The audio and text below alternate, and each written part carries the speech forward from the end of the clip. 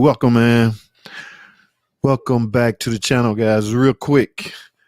What is going on out there today is Sunday. That's right. March. Whoa, it's almost April already, guys. March 28th. It's today's date. So, how's everybody doing out there? I hope you enjoying your weekend, or should I say, I hope you enjoyed your weekend because it's just about over, right? Yes, winding down. Weekend is over. I hope you did everything you had planned. I hope you took care of everything that you had planned. Okay, now guys, I'm following simple protocols, which is and I'm on a streak, okay, and I don't want to break that. Okay, sure, I had something to do tonight, but my streak that I'm trying to maintain is to uh do a live stream every Sunday and Thursday at 8 o'clock. Okay, and so far that streak has held up for at least a month. Okay. Now, 2 months, that would be a world's record. Okay. So, yes, but the streak is still up. So, what I want to do is share. I want to share screen. Let me do something real quick that I forgot to do. All right. I don't know what in the world is that all about, but my screen is tripping. So, guys, videos that I uploaded. Yes. One today. Yes, I was at Brothers Motors. Okay. We had a Sebring. I had a customer come over and meet me with a Sebring to check out, to inspect. He has some issues with it. Okay. Yes, he discussed it with me. Now, why is my screen acting like that? I got an estimate on it. Okay. It's only so much I can do on a Sunday because yes, the place where I get most of my parts from is closed. The dealerships are closed today, so um, I can't give him an accurate estimate. Now I'm sure he gonna want, as far as that cat go, I'm sure he's gonna want an estimate on a aftermarket cat. Now y'all know some things. I'm a firm believer. I'm a hard yes and a hard no as far as parts goes, and cat converter is not one of them. But although I recommend that you get me a OEM cat, but you can only, when it comes to parts installation, you're gonna put on what they bring you, man. Ain't no way around that. So don't fight with the customer. Just let them know, look, these are parts that you supplied me, so these are the parts I'm gonna put on. So that's the way it is. Now that Sebring got some problems. Now, I noticed Tom. Oh, Tom in here. What's up, Tom? I noticed Tom mentioned that he got a cat problem, cat efficiency code, if it had the recall on it. I didn't see it in there. So it obviously that's a 20. Was it a 14 or 12? One. It wasn't in there. So I hope I'm just seeing things because that cat gonna be expensive. But it was two brand new O2 sensors on it, which means the typical customer would try to do is upstream and downstream O2 sensor in order to repair a cat efficiency code. Not a high success rate when doing it that way, guys. It's just not. So I don't know. And I understand you're trying to save money, but as far as trying to get rid of that cat efficiency code, cat efficiency, man, the upstream O2 sensor and the downstream would compare data, compare information, and would come to the conclusion that the cat just not doing his job, so that light will come on. In a nutshell, that's what that means. Okay, so I don't know. I just have to give him a price on a cat converter, but yeah, that is what's up. What's going on, Tom Cook? How you doing, man? I heard the bad news, man. You supposed to be out of town right about now, don't you? Monday, tomorrow. Man, I hate when that happen, man. They cancel a course on you, especially when you all geeked and ready to go. Man, Tom, that is the worst feeling. But and they rescheduled it for May, like 2-3 months later. But it is what it is. But I don't know. It's one of those things, man. But I remember you was asking me about that. I don't know about that. I hope it is because I can save them some money and put it toward other things they may need. But I don't know if that cat is covered under that. I looked, it didn't show on my buddy's computer. I don't know if he's up. I don't know. I just don't know. Oh man, what's up, Coyote? Coyote. Is that P. Gavin? What's going on, man? Saw that convertible, lots of work, man. Yes, quite a bit of work. And you ain't seen the estimate. I got some old uploading to do on that, but I went on a test drive, man. Something about them convertible tops, guys. They will never sit still. So when you're driving, a lot of drifting going on. Drifting equal vibration, and vibration equal noise. So you would just pull out of the air what you think a noise is. It's like, yeah, I think I hear a hub bearing noise. You can't think you hear a hub bearing noise, man. You can potentially cause a mechanic to misdiagnose your car with reckless talk like that. I was driving and it sounded like a hub bearing. The average, not average, but the less fortunate mechanics will immediately write up you a hub bearing. So if the noise still there after he put the hub bearings on, he can simply say, well, you said it was a hub bearing.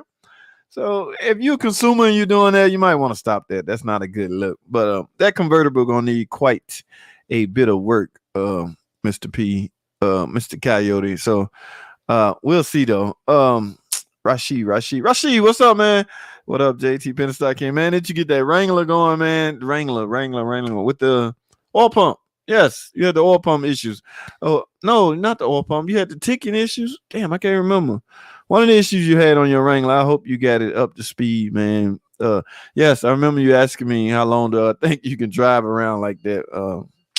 Not a good look, but I hope you got that fixed and ready to go. Oh, this Kinfolk. What's going on, Mr. Kenny Thomas? How you doing, man? Thanks for tuning in, man. Whether you stay a minute or an hour, whichever one you choose to do, go ahead and give me a thumbs up while you in here, okay? But you on Facebook. But thanks for tuning in anyway, Kenny. That's what's up, man. It was nice to hear the customer. I got a sense of the real. Oh yeah, I did. And you know what? I didn't know I left it running. That was really an accident, P. But it's not a bad idea. Okay. Number one, it's not a bad idea because sometimes you can forget what the customer say. So if nothing else, you have the audio on your own personal on you. Okay. I got I'm like a walking spy machine. I got little geeks and gadgets all over me now. So some form of audio being recorded. You might be talking to me and don't even know you're being recorded. I don't know, but yeah, that's a good look. I might try to incorporate that, especially to the customer that's trying to explain to me. Like I say, if nothing else, I'll at least have on record on what they said as far as their complaint.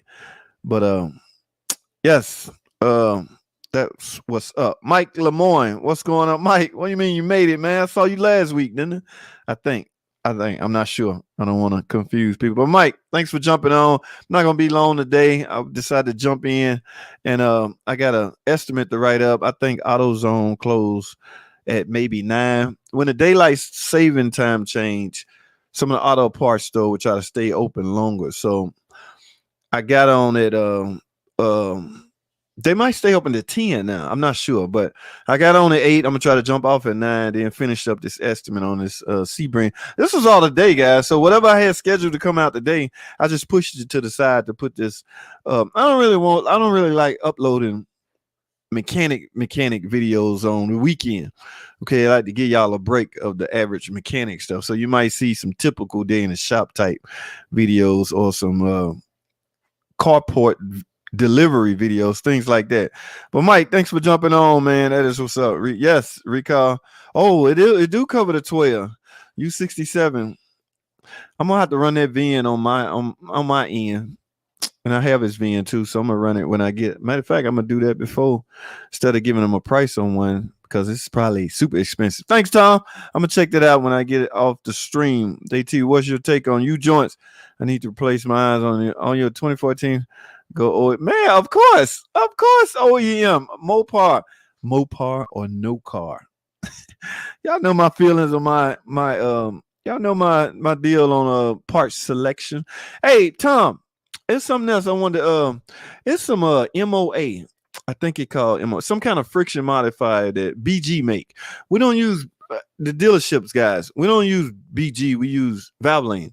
So I don't think Valvoline had this version. I've heard of some success rate with this stuff as it relates to the ticking engines, the Pentastar and the Hemi. It's some kind of friction stuff BG have in a can, MOA in a black can. I want to get my hands on a can of that really, well, I guess I can Google it or whatever. I need to read the label, read what it do, because I heard at least 3 people brag on this stuff. Oh, I put that BG in my no more ticking. Now, I've always said you can't say no more ticking. Obviously, if you put something liquid in your crankcase and your ticking go away, your ticking wasn't valve train hardware part failure to begin with.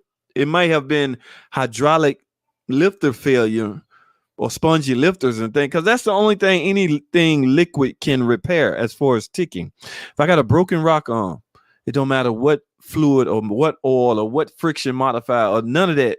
Doesn't matter what I add to it. That rock arm is still going to be broken. And if it's ticking or making noise, it's still going to be making noise. Okay. So, like I said, if you add some additive to your car and your ticking goes away, that means you have a hydraulic, similar to a hydraulic tick, a lifter, nothing major hardware like a camshaft lobe or a broken rock arm. Okay, it's a hydraulic lifter. The additive may have created more sponginess and helped the lifter bleed or do his thing properly. Okay, so but if you added additive and your ticking is gone, your problem wasn't hard broken rock arm failure. But I want to get my hands on a can of that stuff. What is your take on U joints? OEM P OEM. It's kind of early, man. How many miles you got on your 3.6? Oh, that's the 1500. You got the 1500. I got one in my stall right now. I got a lot of parts sitting on the ground. I got to get to Monday. Hoping to finish that up. I actually got one back that I sold, guys. I sold it about a week ago and he brought it in. Matter of fact, yeah, I did post some. I got a box of parts waiting on me for that. And we was talking about how I don't hardly ever get any ticking jobs on the Ram. But I don't know. OEM, Tom. P. Coyote. OEM, my friend. That's what's up. Rashid, what's up, man? Oh, yes. I remember 06DE replaced the oil pump along with the lifters and the rockers. Bad news, I got rally noise on Cold Star. Would you see the vid? Would you see the vid and tell me if I uploaded it to my channel? You got a channel, Rashid? Oh, if you can communicate with me on YouTube, you obviously have a channel. But yeah, I watched that. I can watch it when or if I have some free time at the end of this, we can go to that and see. I don't know. I don't have the audio on this setup, so I won't be able to hear anything. I need my mixer board so I can play stuff. I can view stuff, but I can't hear anything. So, yes, I have no problem with that, Rashid. Yeah, I'm usually around. What up, Mike? That is what's up, my man. Sean said thicker oil is better. Yeah, he did. But again, that's to prevent it. Okay, we're talking about prevention. If it's there, if a broken rocker arm already broke, it doesn't matter what you add. It's a wrap. It's a done deal. Okay. You can add, you can add holy oil to it. You can add, doesn't matter. It's still going to tick if a rocket arm broken. If it's hydraulic related valve train noise or problem, then yes, some additives can help. Thicker oil, I'm sure will play a role in that. I want to get my hand on a can of that BG stuff, but it's specific dealers that deal with BG. Not all of them do BG, and that's I thought they had the game on lock. Okay, I mean, I hope you show us some videos on you working on it. And it's all maintenance work, Tom. P, that 1500. I haven't done a lot of major work to the 1500. I mean, it don't break. Now it depends on the engine and all that, but that 3.6 holding up well in there. Remember what I said in that video, and that was the honest truth. I have yet to do ticking jobs on that. In that particular, now Sean with All Park Garage with this guy's garage, he said it had something to do with the way the engine set in the cradle and tilted over because of the valve train. He may be on to something. I don't know, but I can't keep calling that a coincidence. What is a coincidence? I have yet to do a Pentastar in a 1500 that has basically the same engine that's in the trucks and the Wranglers and everything and the Jeep, but there's no problem arising, not, at least on my end. Some other guys said they have had it repaired, but I bet the average rate is real super low. So I don't know. I just haven't but yeah, man, I fire the camera up every chance, every time I get. So anything pop off that worth speaking about, of course I will fire it up. Will you buy a 3706G? 37, man, that's the one. Mike Willingham. What's going on, Mike? That's the one that have the those the ones with the issues. A lot of people was abusing that engine, Mike. They would let it overheat, not knowing it's overheating, and valve seats would tend to drop.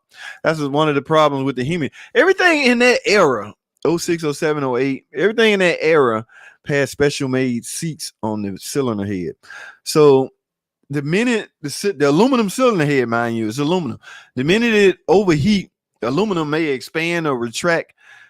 Too much of that, and that little steel seat in the valve might just drop. Once it fall in that piston or in that cylinder and that piston come up, it's crunch city, and you talking catastrophic issues, my friend. So if nothing else, if you buy one, get a history out of the customer, asking them to be truthful with you as far as, have you ever let it overheat?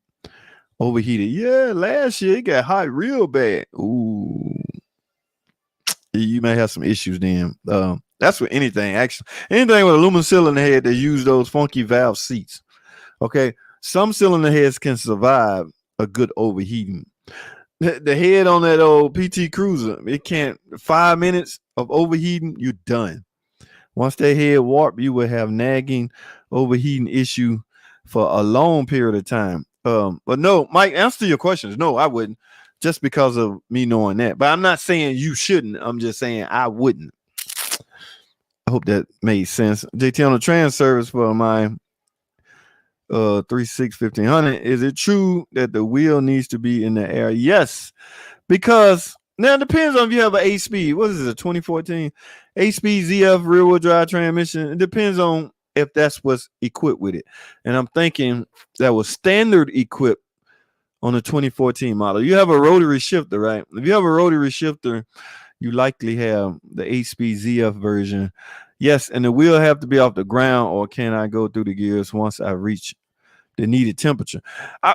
Okay, then let's take away the word have to, because you don't have to do. It's not mandatory. It's just recommended. So you can put it in gear and, of course, reach operating temperature quicker. That way, the fluid is traveling through it as you're doing this. So chances of you running any of the clutch packs without the proper amount of fluid in it is slim, because number one, the engine is running and the pump is automatically doing this thing. Now it's up to the valve body to disperse that fluid to the right area. The valve body direct is like a director. Okay, I need this. I need 200 pounds of fluid to go to the LR clutch pack. Or I need 360 to go to the reverse clutch pack. So the valve body is like the director. So once the pump do its thing, it all sitting in the valve body until they figure out what you, the customer, want to do. Anticipating you putting it in the gear, now you're letting the valve body know where to send fluid. But that's process is sped up because they want you to have the engine running and off the ground. I'm not sure off the ground mean anything, but running, the pump is pumping. Okay, so, but no, you don't have to. This is always an option. Okay, it just I can't speak like that. Like, just a lot of, man, let me tell you something. Y'all cool, everybody cool in here. There's a lot of things I don't do that, the book says to do that you're supposed to do, but I will never speak on the ill of it or speak of it that way, because you know what I'm saying? That's reckless talk. Okay. Yeah. So when you ask me, I'm going to tell you how it's supposed to be done. It's a lot of things that people think super, super, super serious. Oh my God. That's not. But I can't talk like that, or I can't say, oh, don't worry about it. People would think ill of me or low of me because, my God, he belittling, torquing the wheel lugs down. One guy's like, oh my God, you should never put your lugs on with an impact. Or here's one I got drilled on one time. I was replacing a battery. I took the positive side off first. This one little young cat in cap student. He's a student for mechanic. Drill me Oh my God, I'm never watching this guy again. He took the positive cable off first. The nerve of this guy. Called himself a master mechanic. Now, I know, or I've been trained also, that you should do it a certain way. It's just after 2 freaking decades of accidentally doing it either way and nothing happened, I'm convinced. But I can't. This conversation is getting out of control. P, what's up, man? Yes, P, you don't have to, but you should. Okay, I'm put it like that. All right. What's the best shades for mechanics? I don't know, man. These shades. Are you talking about glasses? See, Jay, this is one of those. You shades look dope. This is one of those you insinuating that I'm thinking I'm cool. I had to explain this on every live stream, guys. I'm in the house and people are like, "Why this fool got on shades?" Yeah, I got a light right here and a light right there and a light over my head. It is super bright in here, just so the video would look decent. Okay, lights are needed for videos, right? So, in order to cushion the blow, Jay Smith, I had to do one of these numbers. So no, I'm not trying to be cool. I'm just trying to block out the light. I don't know these. Hey man, I'm not one of those guys. Name brand this, name brand. I don't know what the name of these is. Matter of fact, I think they Dollar General. I don't know. I never been asked that, Jay. Good question. See, now you're gonna make me want to go pick up an endorsement for a set of shades and tell the company I might can sell some of your shades, so you should sponsor online mechanic tips, right? Glad you said something, Jay. Thanks for the heads up. Thanks for watching also, Jay. That's what's up, man. All right, I gotta move on. Jeff Pope. What's up, Jeff? What up, JT? Talking. Or Manual says OW20. Ooh, OW20. That's what goes in the Chrysler Pacifica. That's what goes in the Tiger Shark 4-cylinder, 2.4 liter multi-air engine. Now let me finish your question. All Cap says 530, 2012 Grand Cherokee 3.6. What's your opinion? Here's another one of those. I have to give a direct answer from what I've been trained and told over the years. You left off mileage, so I guess you have a gazillion miles. I've been told or trained when I'm asked this question, and I kind of agree with it. I'm a big believer in using what the manufacturer suggests. Okay, like when they designed this engine and they did all this calculation math, okay, this engine was built at this certain plant, and at this amount temperature, okay, 530 will work. At this temperature, 520 will work. So let's meet it halfway. Let's just go with 5W30. All right, 5W30. All the engineers, 5W30, yays or nays. Everybody hand go up yay. One little stupid hand go up yay. Yays win. So they print 5W30 on the oil filler cap and stick it on all the cars. That is the recommended oil that they recommend you use via the testing that they made and how well the oil circulate, how well that grade of oil, that weight of oil circulate throughout the car. Bottom line, Jeff, I'm a believer in whatever manufacturer suggests. Sorry, but now that's a synthetic oil, right? 0W20, because that's what we put in the Pacifica.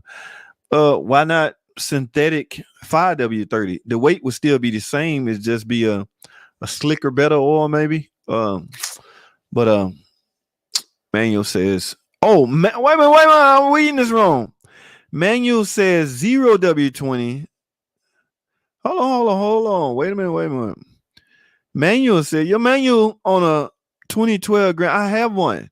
Well, I have a van with the 3.6, and they all pretty much 5W20 or 5W30. Ooh, you might want to check your manual, Jeff. Or either that's a misprint, or either that's a manual out of a.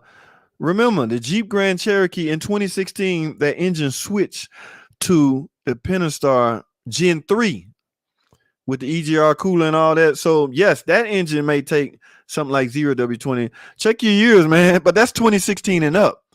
All right. So, yeah, you better check that before you. That's what's up, Mike. Appreciate that, man. Appreciate you tuning in. Mike Willingham. Mine is an HP. Yes. Then Pete. Yes. What we said earlier. That's the best way. But if you're working at home, you have no choice. Do it the way you mentioned earlier. I would. The end result's gonna be the same, Pete Coyote. Like I say, a lot of these manufacturers will recommend a specific way because they under the assumption that you already in the air because you got the paying off. They not writing their recommendations based off if the car at home on the ground, you in your garage. No, they're not doing it like that. But yes, P, same deal, man. Hello. Roderick Johnson, guys. Brothers Motors. Y'all know I was up there today. I did that Sebring. I got some footage on it. I got a lot of footage. I just ain't had time to edit. We got a lot going on. I'm about to do some advertising with Brothers Motors here in Snellville, the Atlanta area. Okay, I'm about to put some flyers out. Man, I'm telling you something. The other day I was at Walmart. I heard at least 3 ticking Chargers, Challengers. Well, I know one of them was a Hemi because he had some muscle sound behind it. The other 2 was Pentastar. I can only imagine them guys continuing to drive like that, or because I know they hear it. It's hard for me to believe that they do not hear that ticking. And it's also hard for me to believe somebody have not told them the longer you wait, the chance you have of ruining camshaft. So I'm sure they know both of those. They just looking or hoping luck fall in their lap of somebody that would do it at a more inexpensive price tag than what they've gotten from, say, a dealer or a big shop. Okay, that's where Brother Motors come in. Okay, we have a set price. And remember, I was telling y'all, you never know what the car really needs until you tear it down. Well, we've gotten a way around that even. Okay, we're going to give you a price that includes any parts you may need. Now, Pentastar, the only gamble you're taking is which cam you may need. Okay, but we factor that in because I found out the hard way it's better to give a customer one ballpark price. Because, guys, on contrary to what you may believe, and some of you may believe it, customers hate surprises. They hate getting a call back. Hello, this is JT. I'm sorry to inform you that I'm gonna need $300 more. Okay, your camshaft, your Bank One exhaust camshaft lobe is shot, and that's the one with the PCV stuff on it. So it's very expensive. Customers hate that, man. So to get around that, we come up with a plan to just give a price that includes parts. Some instance we may lose, some instant we may be okay. I mean, we're talking all the lifters. You're getting all new lifters and not lifters, rocker arms. And guys, there's a big debate on whether you should replace the lifters also. Oh my goodness. That'll be it. That's a whole nother video because I'll be on that topic forever. But yes, Brothers Motors up and running smoothly and well right now. I was out there today. Cars everywhere that need to be checked out. We got hit with a Durango with a 5.7 ticking extremely loud. So loud it's exceeding the typical tick from a Hemi. Y'all know how tick from a lifter and a camshaft sound.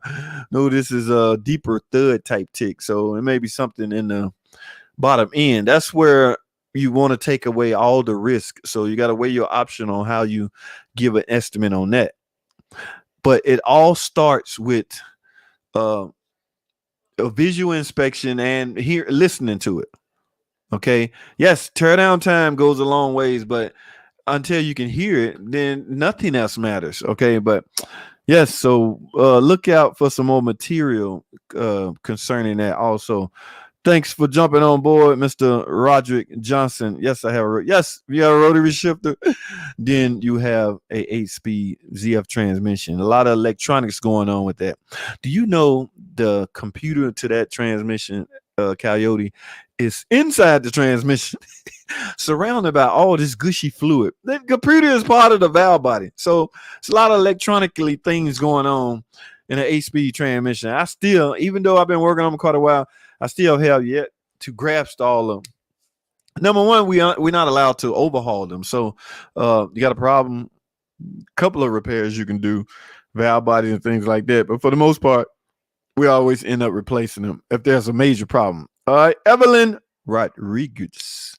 Hello, my friend. Thanks for tuning in. Thanks for watching the video. Hello, everyone. Everyone say hello to Evelyn. For some reason, this sounds like the first time I'm mentioning your name. But if that's the case, like say, welcome to the channel. Welcome on board. I hope you thumbs up the video, and I also hope you subscribe to the channel because I'm chasing a lot of subscription now. With a high subscription number, one can gain uh what's the word I'm looking? One can gain sponsorships. Okay. That is one of the numbers that sponsors look for. How many people watching this person? I mean, blah, blah, this, blah, blah. A high sponsor number can generate a high subscription number can generate potential sponsors. So, Evelyn, please be so kind to subscribe to the channel. Thank you. That trans has clutch A, B, C, D, and E. Yes, a lot of clutches. I seen one tore apart, Tom, at All Park Garage. I don't know what these dudes getting parts from. They won't even tell me, and I thought we was friends. But for the most part, yeah, they over there building them. I don't know. Go figure. All right. Some things are critical to do exactly right. Some are just the way they want you to do it. Good point, Dark Man. Some things are critical, but this, like I said, man, this young kid drilled me for taking out the positive first. I think human beings can be a little stubborn sometimes. I think they're not gonna change their ways until something happens. Like, say for instance, if it takes a hard spark and a fear or a scare for you to pay attention to how you jump in a car. Because the minute you put the black on the red and then you go to grab the red and put it on the black and it go from then on for the rest of your life, you're going to be extremely, extremely careful on how you jump off a car. So it almost take like an incident for, forgive me, you can preach it till the cows come home. You can always do this. Always, until something happened to you, you're gonna learn the hard way, and you will forever remember that incident. I got bit by a dog when I was young. I am forever scarred from dogs of a certain size. It can be 30 years from now. That's still in my. Ooh, I remember when I was 12, that dog bit me. Here I am, 62. I remember when a dog bit me. I'm forever scarred. So it almost gonna take an incident to straighten some people out, because some people just stubborn, man. They just but good point, Dark Man. It's not a good thing. Yes, good point. Can you transplant a small 6 in the engine? And no, you can. I guess I've seen it. I can't. I don't know what these guys doing. How you even bolting that up to, every PT known to man is equipped with either 41TE or a manual transmission, a stick, 5-speed stick. So if you're gonna take the engine out, the trans had to go with it. It can't even be a sideways engine at that point no more. So everything got to shift, which means you're gonna need a transmission and an engine. Mike, I've seen it happen. I've seen crazier things on PT. People just getting out of control with these PT cruisers. I really don't understand it, but I have like 3, so I'm not gonna talk smack. I think there's so much about there that don't want to break anything. Yes, they are. Some things are crucial. Okay. Yes. I mean, I do everything I'm supposed to do that you're supposed to do. Okay.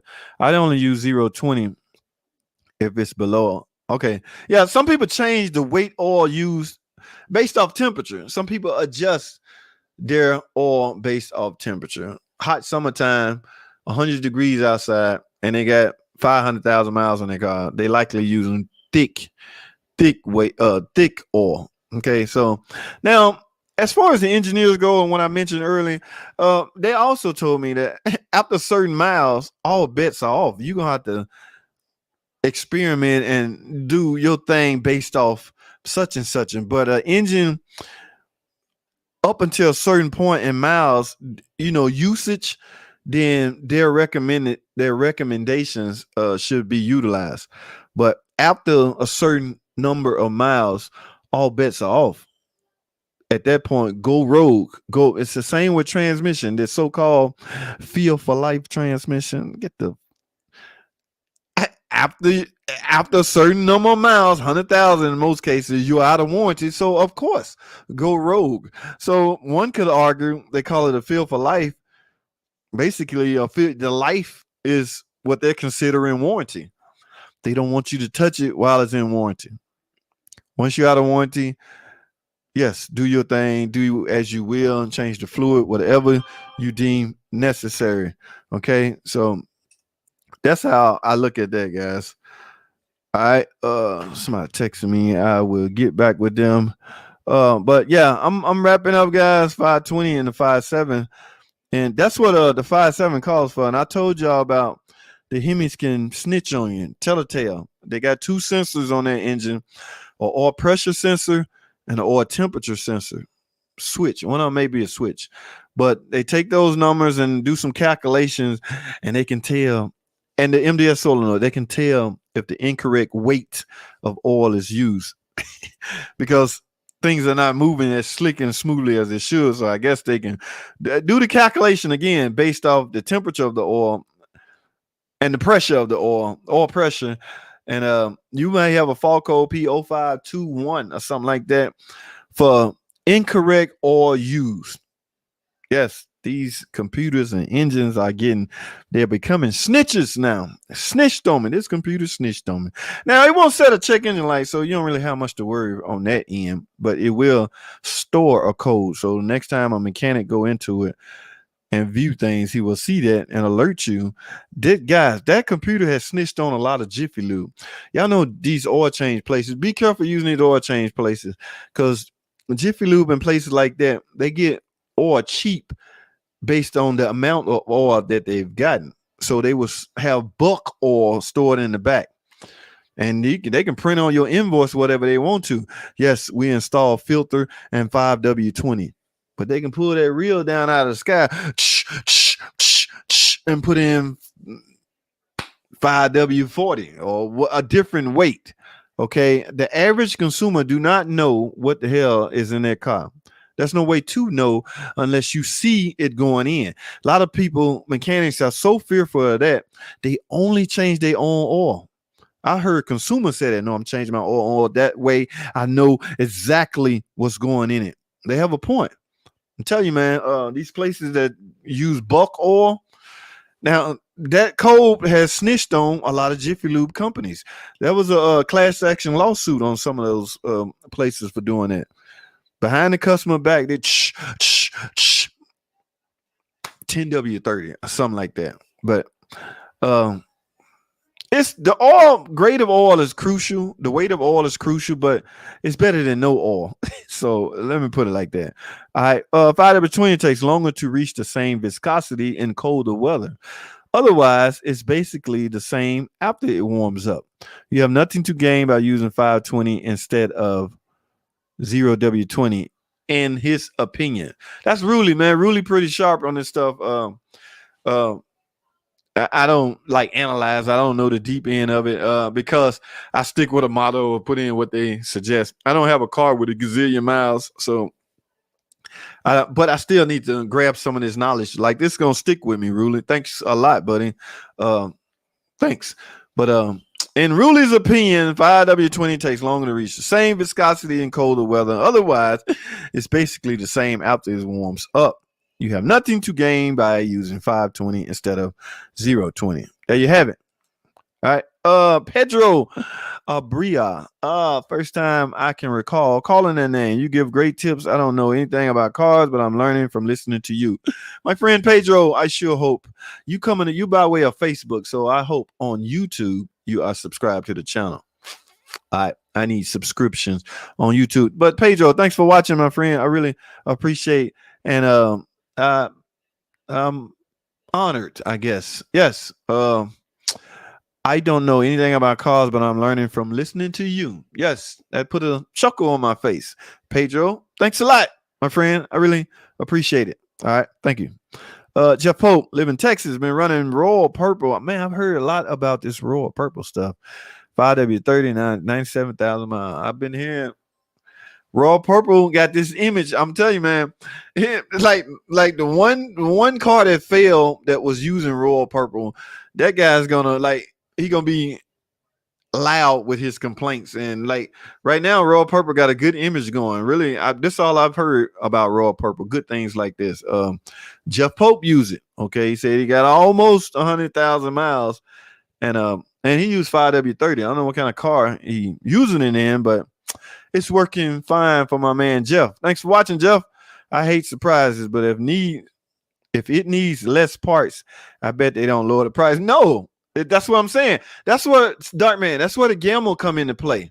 You're gonna win some, you're gonna lose some. The goal is to avoid the length of time. Like some people in a rush, man. I don't care how well you condition a customer to give me time, be patient. I'm got it. I'm gonna call you. Don't call me. I call you. They at home right now. Like, damn, he still ain't called me. Let me text him again. Damn, he still. Let me call. This is the sixth time. Let me text him again. So some of the goal behind this gambling, because this is exactly what it is. You don't know what's going on inside the car until you tear it down.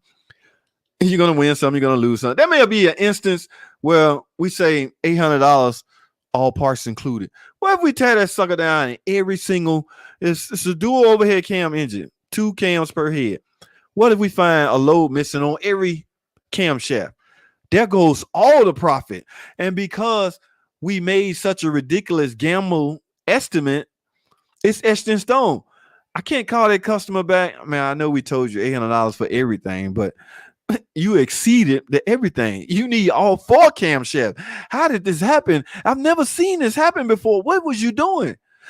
I've been riding around like that for 2 years. Somebody told me to hurry up and get it checked out, but I'm just finally getting around to it. So you're going to win some, you're going to lose some with a ridiculous gamble like this. But I think it should be fine. Okay. But because of the way we plan on doing, we have, if there's any major surprises, we got a way around that.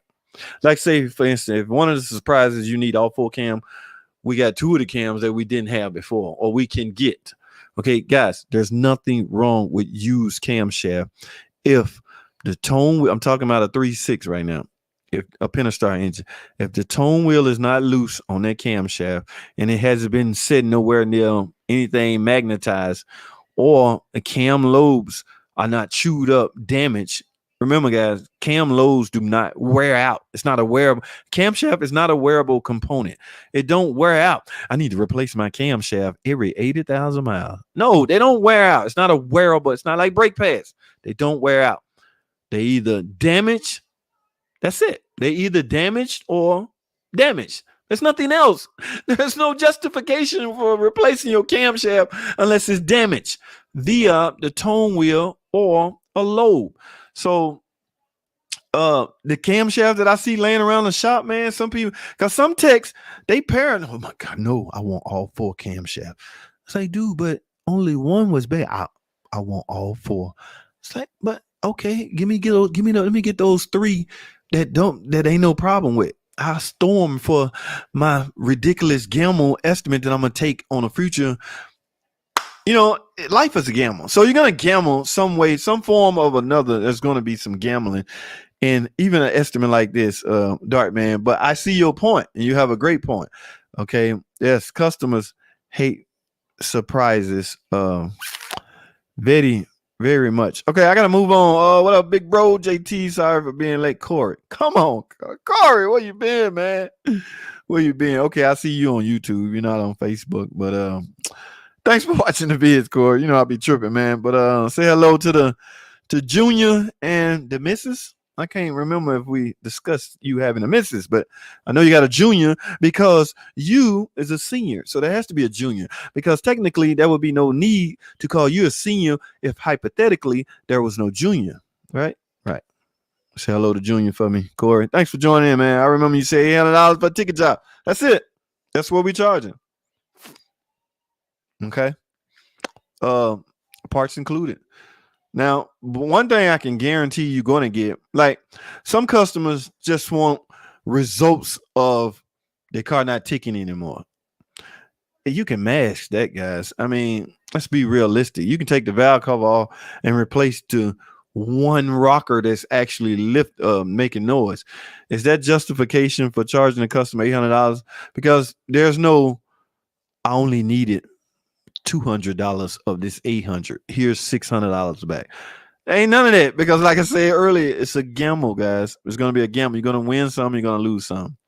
Okay. The money that's left over, but I will not in good conscience or good faith just go in and make your car stop ticking by way of replacing the only 2 rocker arms that were broke. I'm going to give you all rocker arms, because in my humble opinion, that is the bulk of the problem in the first place. especially if there's no worn cam lobes.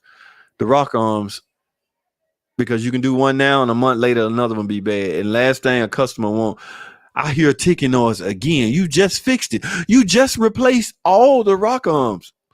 Little did they know you did the two that was bad. So yes, that price still stand in some cases.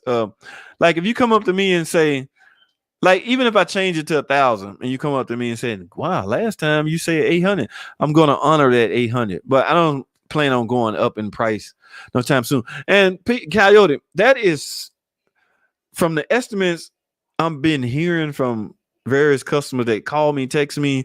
Man, I'm on Instagram and Facebook now. Oh my God, I got so many messages over there. I got to find some time to get over there. That wasn't the initial goal when I started the Instagram, Facebook, and the Twitter. But because over there, I can't keep my eye on you. I can't monitor you if you're benefiting me on YouTube. So you can just go question after question after question on Instagram. What I'm going to say, Mike, over on YouTube, are you subscribed to my channel? Mike, like, no, man, just answer my damn question. So that wasn't the plan, or that wasn't the objective, but it's there and in place. And I'm going to go over there, but I got to find a better way to manage that stuff, because there's a gazillion questions over there. Over here, YouTube on my phone. Man, those two are too, but I pay the bulk of my attention to YouTube. Sorry, that's just the way it is. No problem. Yes, Roger, thanks for jumping in, man.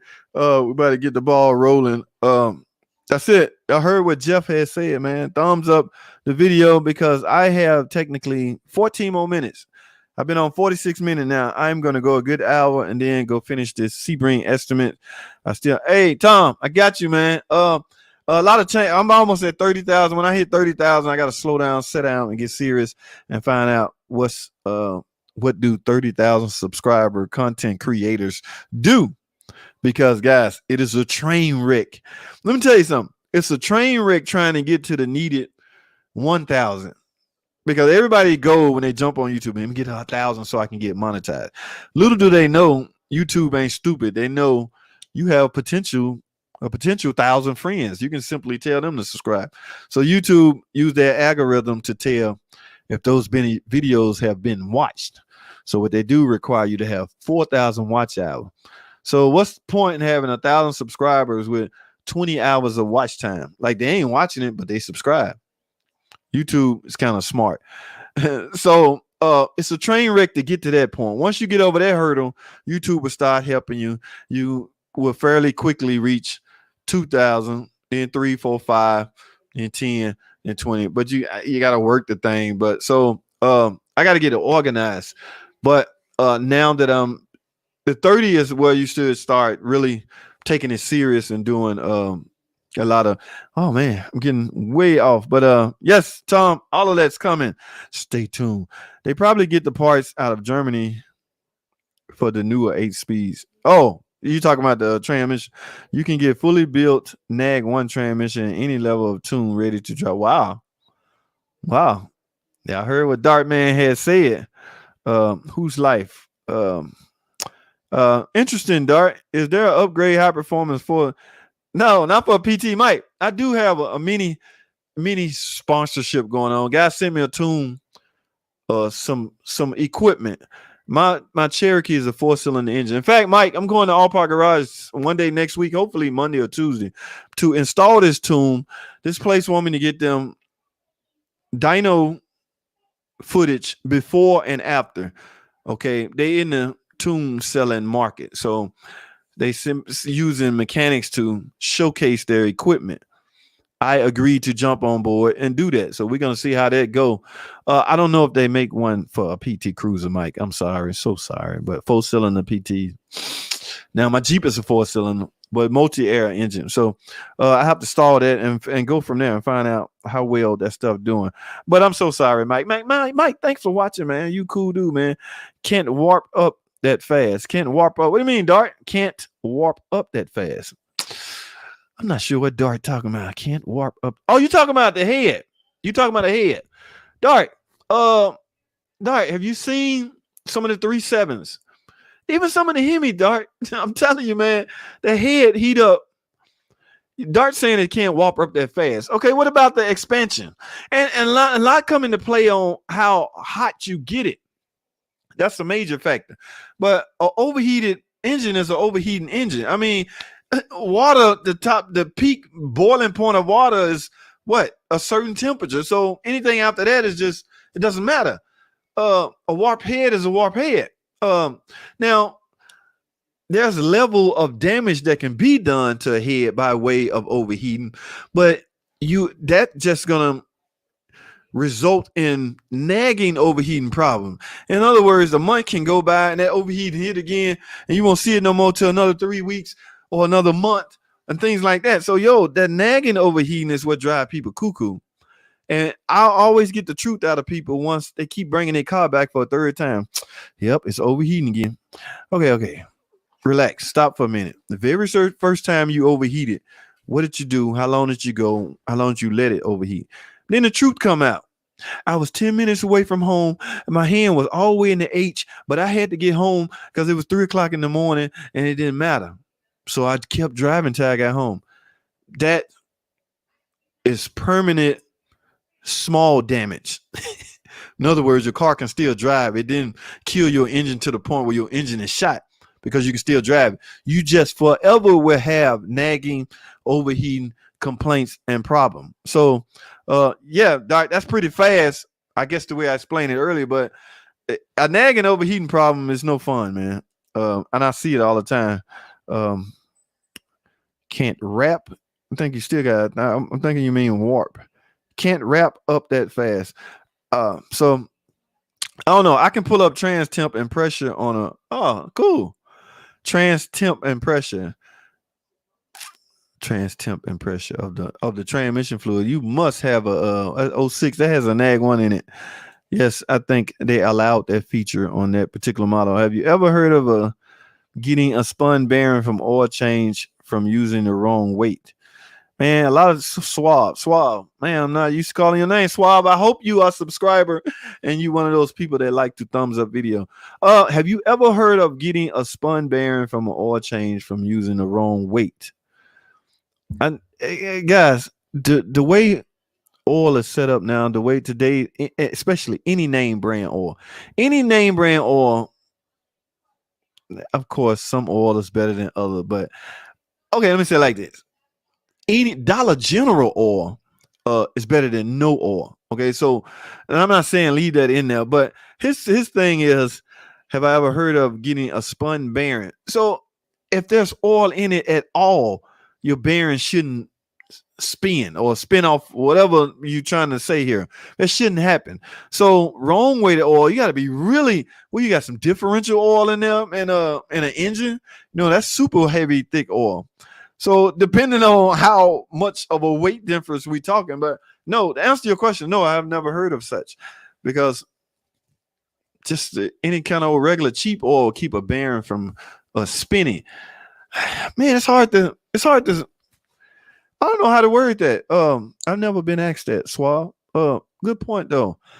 But no, I never heard of such. I mean, engine oil temperature. Okay, you talking about engine. Yeah, you got the 5.7 Hemi. Well, you can keep an eye on it all you want, Mr. Dart man, but your computer keeping a closer eye on it. I don't know if your model would do it, Dart. You got an 06. I don't think it was that sophisticated. I did 6 hours worth of work today and 3 just to make it this evening. Hope. No, man, I can't, man. I know I ain't heard from you in a while, Pete Coyote, but yeah, man, I still ain't nothing changed, man.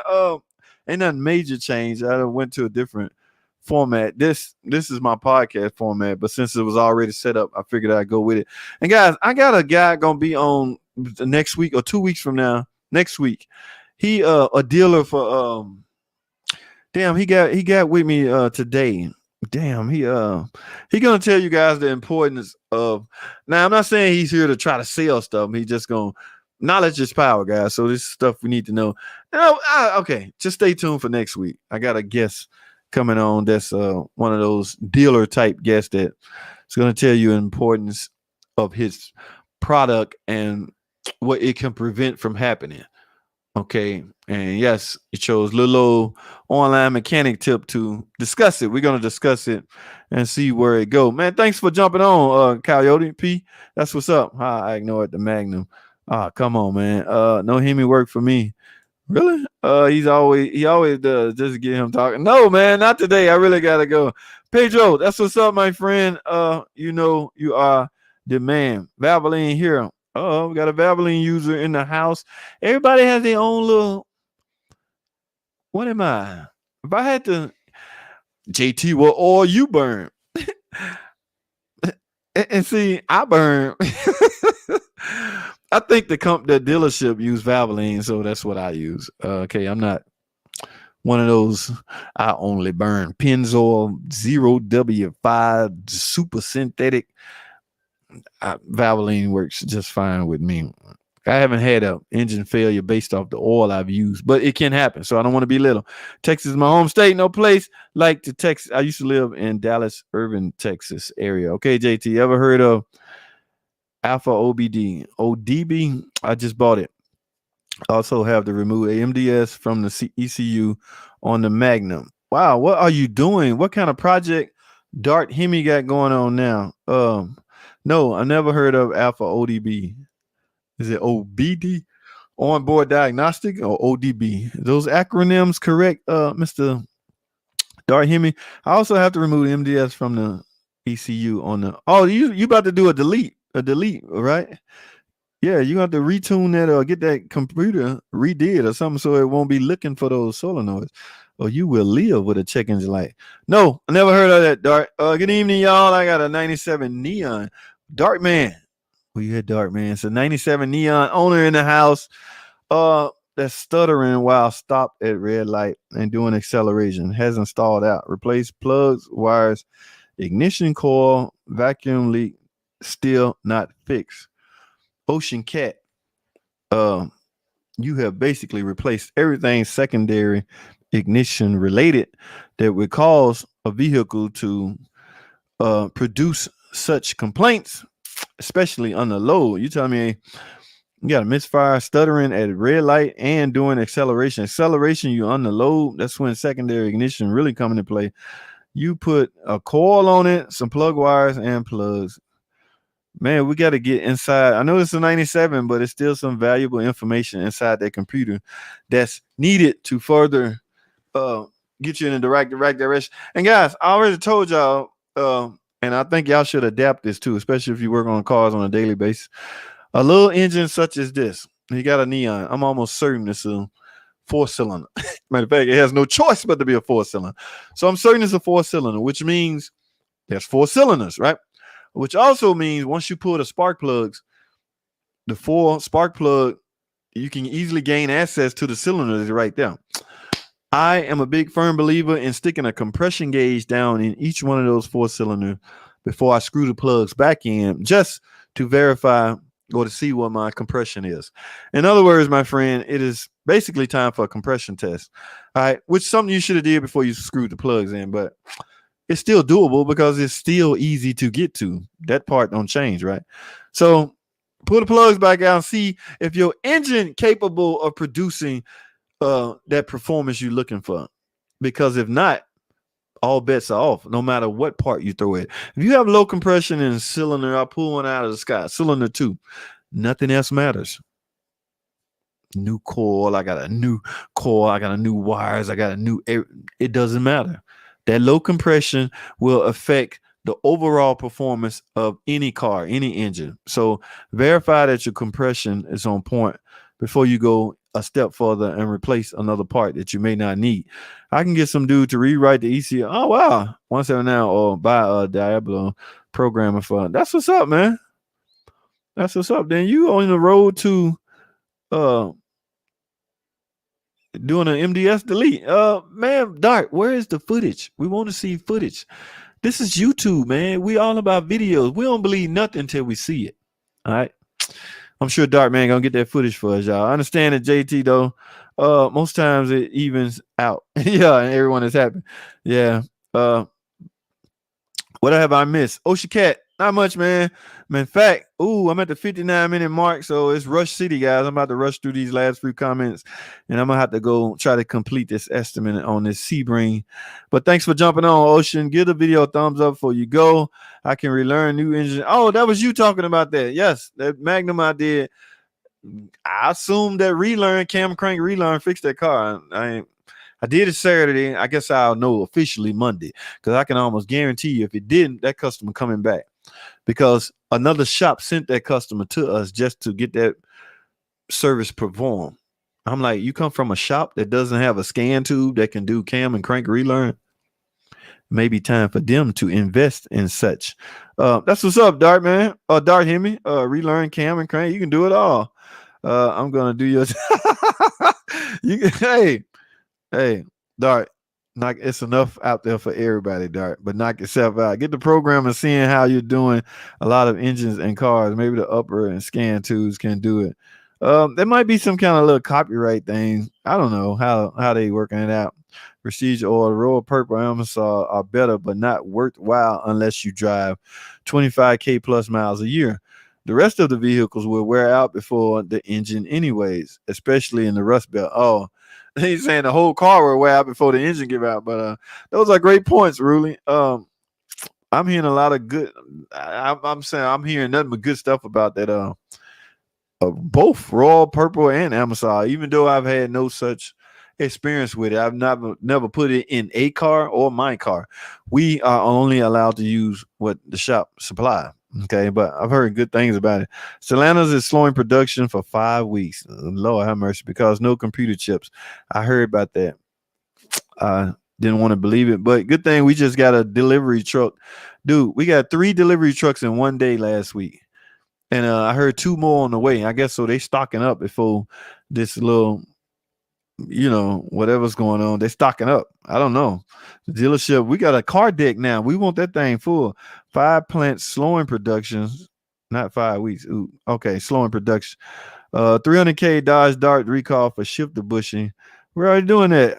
Get to work, JT. Fix them. Yes, I've done a 300K. Yes, I got a video on that. Yeah, we're putting the bushes in them. Dart, before the bushing was available, customers coming in with the problems, we had to put complete shifter cables on their car. Chrysler was paying for them. So that's what I call a recall. That's a safety issue. Recalls are typically meant for safety issue. Panzer platform. What is going on? Forward. We got a Ford guy in the house. Panzer, thanks for jumping on the stream. It's first time I think calling your name. So give me a thumbs up and subscribe to the channel. And if you have a channel, let us know. We always like branching off, looking at other people's stuff.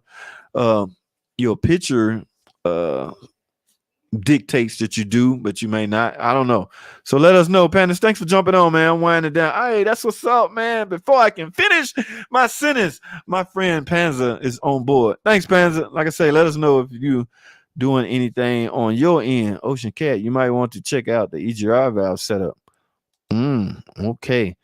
A second silicone chip plant recently burned too, so that will affect production also. I read that 5 Stellantis plants are no. Dude, dealerships can't survive off service alone. There have to be some sales.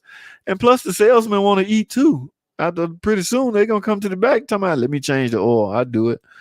Man, that's bad news. Put in the turbo engine. No, man. I'm done with the PT. That's just a way to get 5 miles up the street to go to work. Ever work on a Pursuit Charger 5.7 Hemi all-wheel drive? I need that. I want an all-wheel drive Hemi. Why? Wait, maybe I can translate that into. Give it a shot, Dart, man. I'm no big fan of all-wheel drive, okay? Especially if you live where I live. There's never any ice, never any snow. Handling, you be able to handle it better. I mean, you can drive normal and handle your car better. Some of Magnums had, yes, a lot of the Magnums had the all-wheel drive, all right? That's what turned me off from the all-wheel drive. Have you seen any issues with the brand new 2021 Pacifica yet? Haven't read about any powertrain issue, just minor. I have yet to see one of the newer ones in the shop. I have 2021. Now, there was 2 on the truck, but they haven't been PDI. But the answer to your question is no, Ruli. You know how those Pacificas are. They hanging in there pretty well, especially the engine. Junkyard Dave, YouTube swapped a Hellcat drivetrain to a 2.7. Not always drive, but definitely a cool build. I'm gonna take a peek at that. 2015 cars are eligible for security upgrade. I still haven't read up on that, Dart. I want to read up on that, get as much information, and then I want to talk about it via a video. VVT solenoid screens blew off on 5.7. Would you drop the oil pan? Yes, I most certainly would. Mopar fanboy, I ain't seen you in a minute, but the answer, yes. I'm rushing through this Mopar so I can wind this down. Only RT and SRT cars getting upgrades. Okay. Interesting. Dark man. More specifically with 2021 Pacifica, power liftgate operation times out becomes unusable much sooner than normal, requiring the owner to close it manually rather than using remote. You know, a lot of owners, they don't want to use their hand anymore to do nothing. I got a lady, an owner of Pacifica ruling. She is so sick of her using her index finger on her right hand to turn off the start-stop battery feature. She won't asking us a way to rig it up to it. Well, I read on the internet you can unplug the hood or jar switch. That is true, but it will affect other things. So you gotta be careful doing that. And for the life of me, I can't fathom what is so hard about pushing that button. And those are the same people. This happened to me. I did a video on. Those are the same people that get pissed off when it don't work. Mind you, they hate the feature and don't want it. But the minute it don't work, they in the shop. It's under warranty. I want it fixed. You don't even like it. I don't care. It's free. All right. Screen ends up in the pan. Good point. Okay, for VVT solenoid. All Park Garage knows about the VVT screen, what to do. I'm gonna have him on the screen soon. Okay, you know, time doesn't change, so they spending more time at the shop. But I got to get Jimmy on the stream. I've heard great things about Alpha OBD. It can do most of the things a dealership diagnosis scan can do, short of flashing software. It only works for FCA. Oh, really? Oh, it's new to me. Oh, yes. Look what it's in my pocket. Y'all remember I told y'all? Remember I was crying last week because my tool dropped and split open and it don't work anymore. What Tom? Tom's still in here? I got mine, Tom. See, I still haven't learned my lesson. It's just dangling around in my pocket. I mean, it's $500.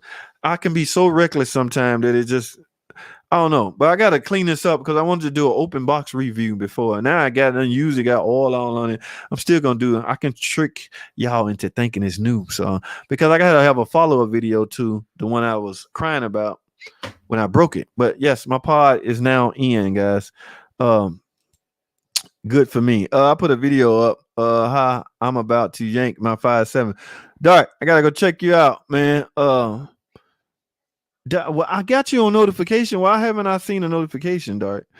One or two things. You either lying or it just didn't notify me. I don't know.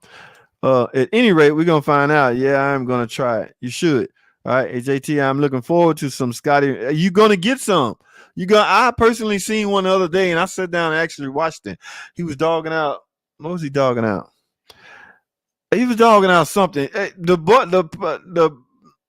My point is, you're gonna get some. I appreciate it. Yes, it's coming, and yes, it's gonna be a little comical and a little seriousness also in there. Hell yeah, Coyote Scotty can pound the Pacifica. Well, why we always in the stream with? Guys, not today. The Hemi Magnums didn't have. Yes, it did. Some of them did. Dark. Yeah, Magnums.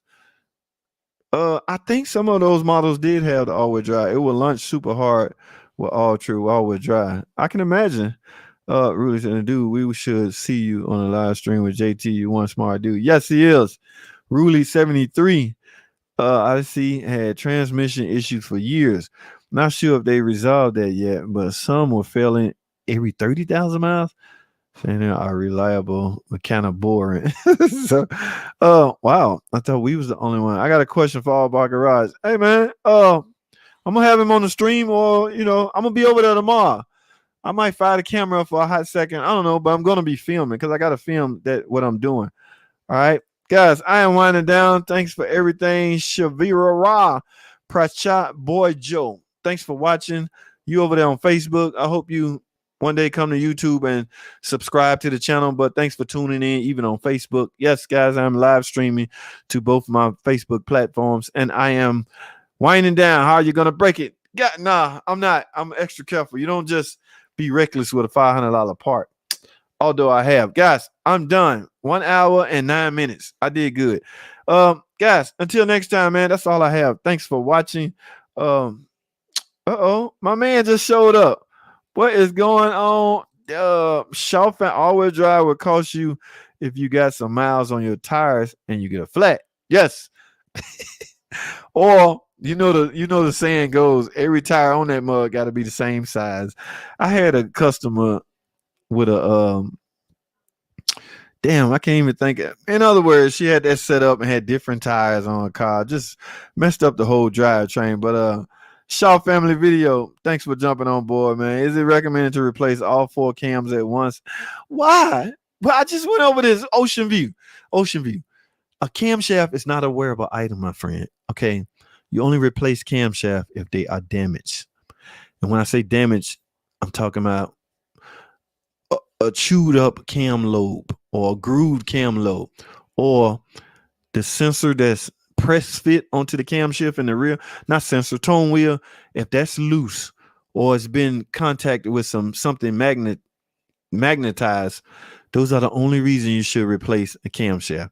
No, you don't just normally replace camshaft just because your car got 200,000 miles. They are not wearable items. Okay. Ocean View, thanks for watching. I hope that saved you some money, because if you was about to buy 4 camshafts, you was about to looking at almost $1,000. Don't disconnect sensors. Disconnect the auxiliary battery to disable. Really? That's not. Is that the only? Really, I don't know.